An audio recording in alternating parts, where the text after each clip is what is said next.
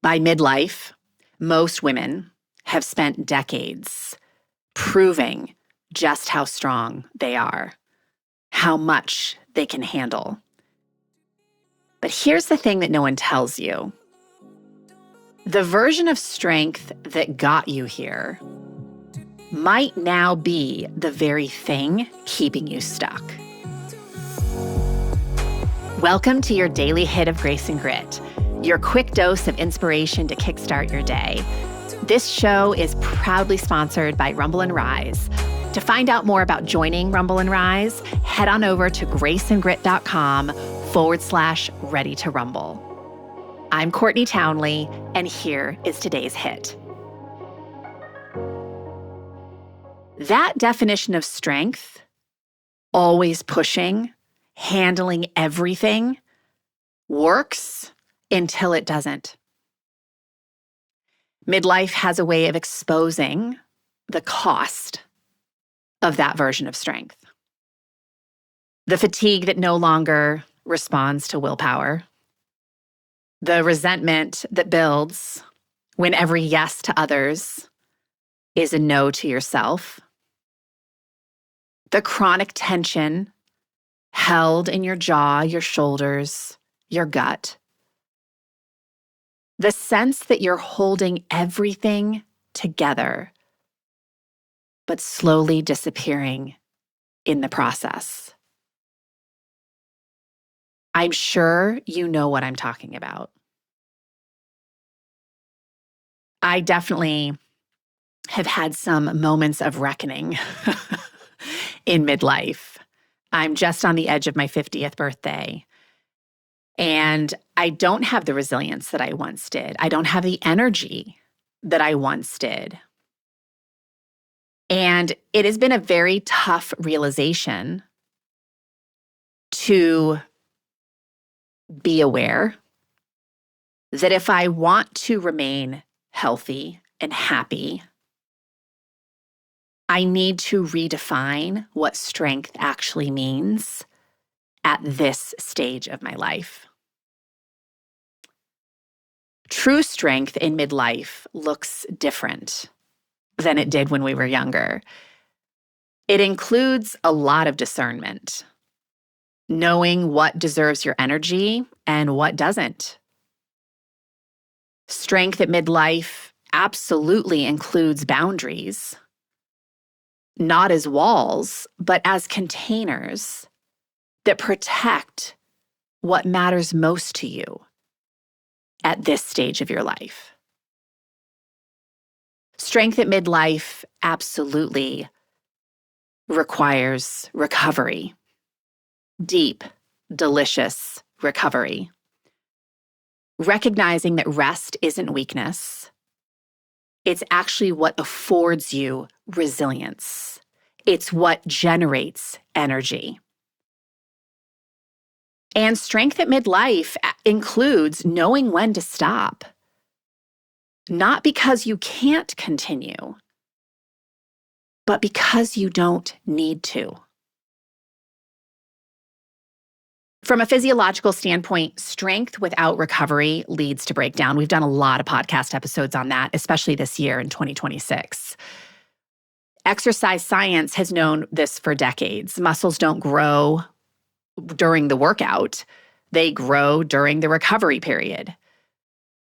And the same principle applies to emotional and mental capacity. Chronic activation without recovery doesn't build resilience, it erodes it. Dr. Emily Nagoski, I probably butchered her last name, but she wrote the amazing book Burnout. If you've never read it, I highly recommend you check it out. She does a brilliant job distinguishing between stressors, which are the things that activate your stress response, and stress, the physiological state your body enters. And the truth is, most women are really good at managing stressors, solving problems, meeting demands, showing up for everyone at all times. but they rarely complete the stress cycle. So remember, completing the stress cycle means you're in activation mode, but then you go into rest and digest mode. And because we so often neglect that rest and digest mode, we start getting really depleted. And rest and digest, right, that recovery state is deliberate practices of things like movement, connection, creative expression, and yes, of course, rest in whatever form that takes for you. Of course, we all need sleep, but some of us feel rested by reading, and others of us feel rested by going for walks. The thing I want you to hear is when the stress cycle goes uncompleted, the body stays in that chronic activation state. And that's not strength. That is survival. And survival over a long period of time becomes depletion. So a skill that I would invite you to practice is to redefine strength for yourself. I encourage my clients to redefine so many words at midlife. Redefine what health is. Redefine what success is. Redefine what strength is. Write it down, because I bet it means something very different to you at this stage than it did 10, 20, 30 years ago. I hope your definition includes rest, asking for help, saying no without explanation, and choosing sustainability over intensity.